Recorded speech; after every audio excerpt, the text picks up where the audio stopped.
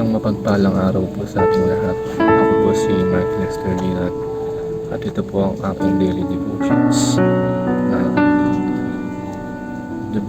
na 7 Essentials, Divinity and Humanity of Christ at tinalakay po ni Pastor Marcelo Campos sa 365 daily devotions.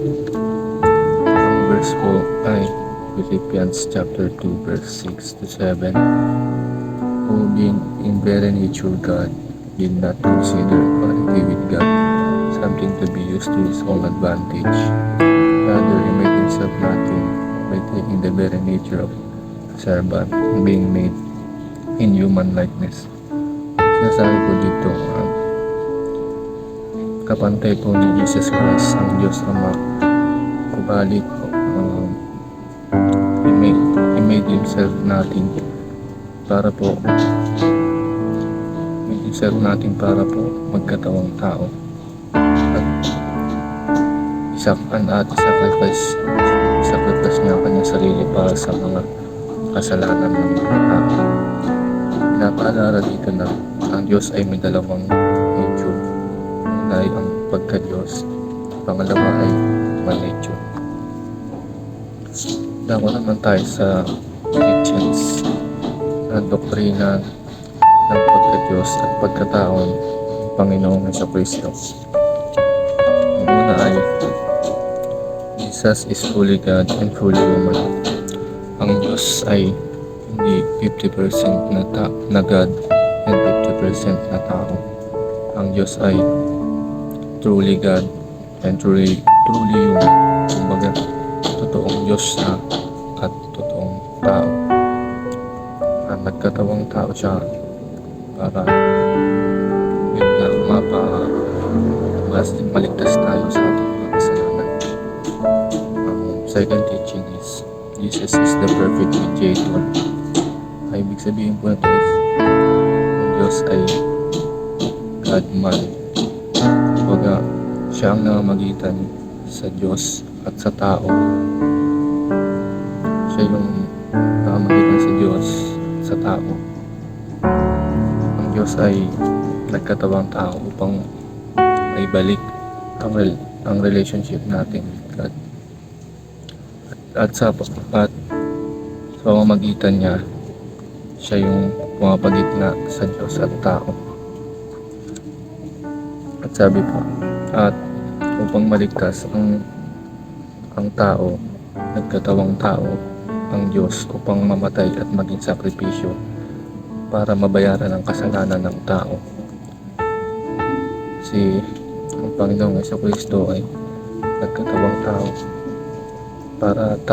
para siya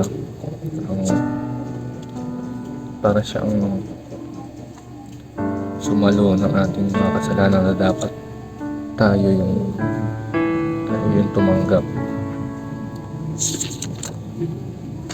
At ang pangatlong teaching naman ay Jesus submits to the Father. Dahil ang Diyos ay nagkatawang tao, nagpakumbaba siya sa Ama.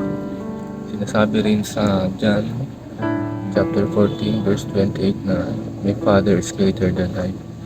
Dahil nga nagpakumbaba si Jesucristo, nagkatawang tao siya, at si Jesus ay nagpakumbaba that He made Himself nothing. Biruin mo, yung Diyos siya, pero nagkatawang tao siya. Naging sanggol siya ni Maria, naging mahina siya, naging nagutom siya, nasasaktan siya. Nung pinaparusahan na siya ng mga nagpaparusa sa kanya, sasaktan siya dahil tulad natin mga tao.